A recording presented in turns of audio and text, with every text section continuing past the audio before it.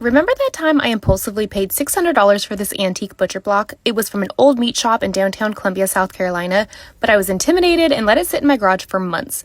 I jumped right in with 80 grit on the legs. It did nothing, so I switched gears and applied paint stripper all over the legs, which made sanding way more effective. I ran out and purchased a belt sander, which was the MVP tool of this project. It took off layers of wood in seconds. I started with 80 grit and then worked my way up to 120, 180, then 220 grit. It had nearly 100 years worth of meat juices and stains. There were also large cracks, so I used leftover sawdust and wood glue and made my own filler so the colors matched. I knew I could get more stains out, so I mixed some real milk paint, oxalic acid, to bleach and lighten the top of the block even more. I neutralized the acid with baking soda, and then I moved on to the fun part.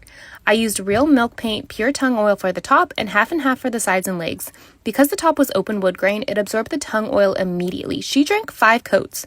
The sides and feet are not open grain, so I used half and half, which is part tung oil and part citrus solvent to help oil absorption.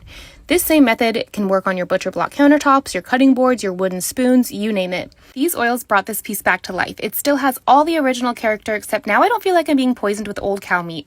I need your help though. I love this piece, but there's only one place in my home I think it will fit, and I'm afraid it's going to look weird pushed into the corner so far away from the kitchen.